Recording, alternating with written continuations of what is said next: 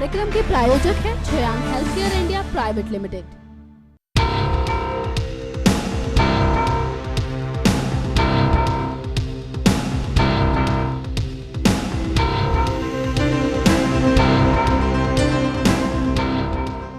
मध्य प्रदेश में लगातार तीसरी बार मुख्यमंत्री के पद पर आसीन होने वाले शिवराज सिंह चौहान एक सफल राजनेता होने के साथ साथ बेहद विनम्र और मिलनसार इंसान भी हैं।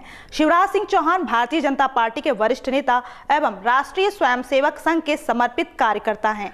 अपनी सियासी कुशलता को उन्होंने हर कदम पर साबित किया है।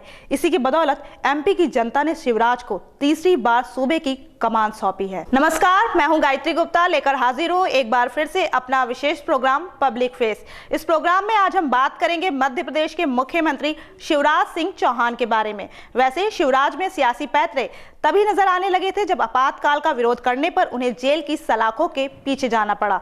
छात्र जीवन से ही राजनीति करने वाले शिवराज लगातार सियासत में कदम दर कदम आगे बढ़ते रहे। तो चलिए जानते हैं कैसा रहा शिवराज का सियासी सफर। शिवराज के राजनीतिक करियर की बात करें तो छात्र जीवन से ही उन्होंने सियासत में अपने हाथ आजमाने शुरू कर दिए। साल 1977-78 में अखिल भारतीय विद्यार्थी परिषद के संगठन मंत्री बने और साल 1975 से 1980 तक अखिल भारतीय विद्यार्थी परिषद के एमपी के संयुक्त मंत्री रहे। इसके बाद परिषद की राष्ट्रीय कार्यकारिणी के सदस्य बनने के बाद वो भारतीय जनता युवा मोर्चा मध्य प्रदेश के संयुक्त सचिव और इसके बाद महासचिव बनने के बाद साल 1988 से साल 1991 तक युवा मोर्चा के प्रदेश अध्यक्ष रहे। साल 2005 में वो भारतीय जनता पार्टी के प्रदेश अध्यक्ष नियुक्त किए गए। चौहान को 29 नवंबर 2005 को सूबे की 13वीं विधानसभा के निर्वाचन में चौहान ने भारतीय जनता पार्टी के स्टार प्रचारक की भूमिका का बाखूबी निर्वहन कर विजयश्री प्राप्त की। चौहान को 10 दिसंबर 2008 को भारतीय जनता पार्टी के 143 सदस्यीय विधायक दल ने सर्वसम्मति से नेता चुना। उन्होंने 12 दिसंबर 2008 को भोपाल के जम्बूरी मैदान में राज्य के मुख्यमंत्री पद और गोपनीयता की शपथ ग्रहण की। वैसे देखा जाए तो राजनीति में आने से पहले शिवराज ने आपातकाल का विरोध करके अपनी सियासी पृष्ठभूमि को लिख दिया था। जन समस्याओं के लिए उन्हें कई बार जेल की हवा भी खानी पड़ी। शिवराज साल 1990 में पहली बार बुधनी विधानसभा क्षेत्र से विधायक बने और साल 1991 में विदिशा संसदीय क्षेत्र से पहली बार सांसद। शिवराज सिंह चौहान 1991 से 1992 में अखिल भारतीय केसरिया वाहिनी के संयोजक तथा 1992 में अखिल भारतीय जनता युवा मोर्चा के महासचिव बने।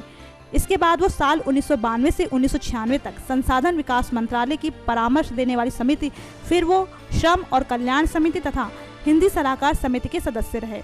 लोकसभा सदस्य के तौर पर 11वीं लोकसभा में साल 1996 में शिवराज सिंह विदिशा संसदीय क्षेत्र से पुनः सांसद चुने गए। सांसद के रूप में 1996 से 1997 में नगरीय एवं ग्रामीण विकास समिति, मानव संसाधन विकास विभाग की परामर्शदात्री समिति तथा नगरीय एवं ग्रामीण विकास समिति के सदस्य रहे।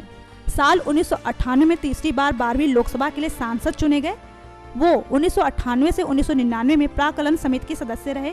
शिवराज सिंह 1999 में विदिशा से चौथी बार 13वीं लोकसभा के लिए सांसद निर्वाचित हुए। साल 1999-2000 में कृषि समिति के सदस्य तथा साल 1991 से 2001 में सार्वजनिक उपक्रम समिति के सदस्य रहे। सीएम पद संभालने से पहले शिवराज कई अन्य महत्वपूर्ण पद पर काम कर चुके हैं। साल 2000 से 2003 तक शिवराज सिंह भारतीय जनता युवा मोर्चा के राष्ट्रीय अध्यक्ष रहे। इस दौरान वो लोकसभा के अध्यक्ष तथा भाजपा के राष्ट्रीय सचिव रहे। उन्हें साल 2005 में भारतीय जनता पार्टी का प्रदेश अध्यक्ष भी नियुक्त किया गया। इसके बाद वो साल 2013 में हुए विधानसभा चुनावों में बुधनी क्षेत्र से जीते और तीसरी बार राज्य के सीएम पद पर काबिज हुए। शिवराज ने सियासत में जो मुकाम बनाया है, यहां तक पहुंचने के लिए उन्हें काफी संघर्षों का सामना करना पड़ा। शिवराज राजनीतिक वंशवाद के कारण नहीं बल्कि एक कार्यकर्ता के तौर पर मुख्यमंत्री पद तक पहुंचे हैं। शिवराज की सियासी कला का अनुमान इसी बात से ही लगा सकते हैं कि वो जनता की नब्ज को बाखूबी समझते हैं। गाँव में पले बड़े शिवराज ने सूबे की ग्रामीण अर्थव्यवस्था को बेहतरीन तरीके से समझा है। अपनी सियासी सूझबूझ के आधार पर उन्होंने सूबे में विकास को गति दी है। अपनी इन्हीं कोशिशों को जमीनी स्तर पर साकार करते हुए देश व दुनिया के औद्योगिक घरानों के एजेंडों में एमपी शामिल हो गया है। सियासत में सादगी से रहने वाले शिवराज अपने व्यक्तिगत जीवन में बेहद ही साधारण तरीके से रहते हैं। तो दिखाते हैं आपको शिवराज की व्यक्तिगत जिंदगी के बारे में। शिवराज सिंह चौहान का जन्म 5 मार्च साल 1959 को हुआ। इनके पिता का नाम प्रेम सिंह चौहान और माता का नाम सुंदरबाई चौहान है। उनका परिवार किसानों का परिवार है। शिवराज ने भोपाल के बरकतउल्ला विश्वविद्यालय से दर्शन शास्त्र में स्वर्ण पदक हासिल किया था। साल 1975 में मॉडल हायर सेकेंडरी स्कूल के छात्र संघ अध्यक्ष बने। साल 1992 में उनका विवाह साधना से हुआ, जिनसे उनके 2 पुत्र हुए, जिनका नाम कार्तिकेय और कुणाल है। पेशे से किसान शिवराज को संगीत सुनना बेहद पसंद है। साथ ही वो धार्मिक साहित्य पढ़ने के भी शौकीन हैं। उन्हें दोस्तों के साथ किसी भी मुद्दे पर वाद विवाद करना बेहद अच्छा लगता है। शिवराज को घूमने का भी काफी शौक है। उन्हें मनोरम स्थलों की सैर करना पसंद है। साथ ही गाने सुनने का और फिल्में देखने का भी उनका शौक है। राजनीति गणित पढ़ने वाले शिवराज को खेलने का भी शौक है। कबड्डी, वॉलीबॉल से लेकर क्रिकेट उनके पसंदीदा खेल हैं। शिवराज का खेल के प्रति लगाव इस बात से साफ जाहिर होता है कि वो गांव में कई खेल संस्थाओं से भी जुड़े हैं। राजनीति से लेकर खेल, शिक्षा और मनोरंजन में दिलचस्पी रखने वाले शिवराज को समाज सेवा का भी शौक है। एक ऐसा ही वाक्य आपको बताते हैं। जब शिवराज की उम्र केवल 9 से 10 साल थी, तब नर्मदा के तट पर एक दिन बूढ़े बाबा के चबूतरे पर उन्होंने ग्रामीण मजदूरों को इकट्ठा किया और उनसे बोले, 2 गुना मजदूरी मिलने तक काम बंद कर दो। मजदूरों का जुलूस लेकर शिवराज नारे लगाते हुए सारे गांव में घूमे। जैत गांव में 20 से 25 मजदूरों के साथ एक बच्चा नारे लगाते घूम रहा था, मजदूरों का शोषण बंद करो, 2.5 पाई नहीं 5 पाई दो। घर लौटे तो चाचा आग बबूला हो रहे थे, क्योंकि शिवराज के भड़कने से परिवार के मजदूरों ने भी हड़ताल कर दी थी। शिवराज की पिटाई करते हुए उन्हें पशुओं के बाड़े में ले गए और डांटते हुए बोले, अब तुम इन पशुओं का गोबर उठाओ, इन्हें चारा डालो, जंगल ले जाओ।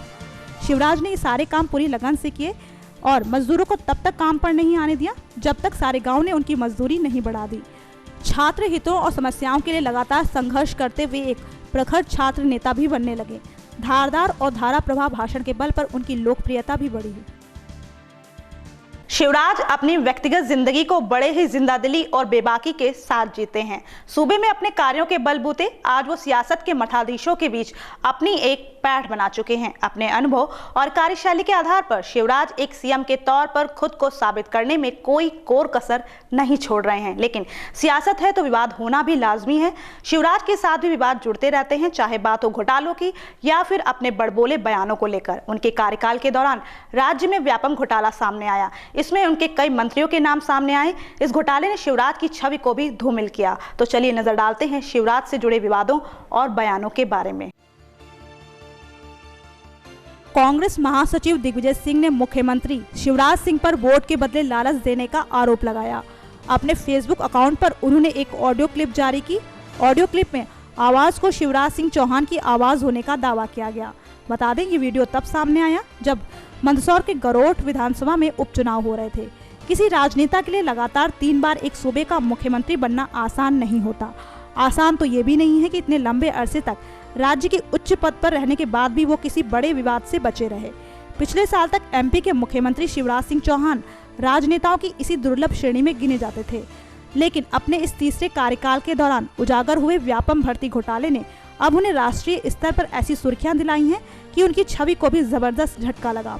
व्यापम के साथ साथ शिवराज सिंह अपने बयानों के चलते भी विवादों में घिरते नजर आए। उन्होंने कहा था कि राज्य की नौकरियां बिहार से आने वाले लोगों को नहीं मिलनी चाहिए।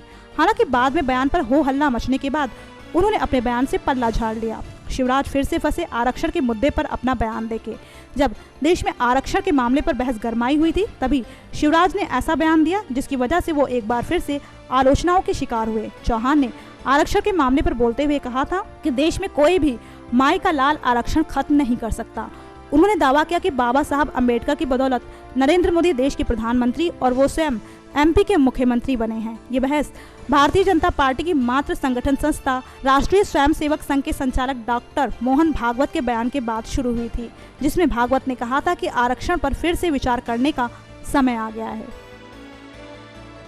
लंबे समय से राज्य की कमान संभाल रहे शिवराज व्यापम घोटाले में घिर चुके हैं। विरोधियों के हमले के बीच शिवराज खुद ही अपनी पार्टी के हाशिए पर आ गए। हालांकि भारतीय जनता पार्टी हमेशा उनके साथ ही खड़ी दिखाई दी। अभी तक के अपने शासन के दौरान शिवराज किसी भी घोटाले से अछूते रहे हैं। इसी के मद्देनजर उनकी छवि एक साफ राजनेता के तौर पर जानी जाती है। लेकिन व्यापम घोटाले ने उन्हें ऐसी मुश्किल में डाला कि उनकी छवि पर बात बनाई। हालांकि उनका कहना है कि वो जल्द ही इस मुश्किल से बाहर निकल आएंगे। तो ये था आज का हमारा पब्लिक फेस। हमें उम्मीद है कि आपको हमारी ये पेशकश ज़रूर पसंद आई होगी। अगर आपको हमारा ये प्रोग्राम अच्छा लगा तो हमारे चैनल को ज़रूर सब्सक्राइब करें। लेकिन तब तक के लिए नमस्कार। इस कार्यक्रम के प्रायोजक हैं Shreyansh health care India private limited.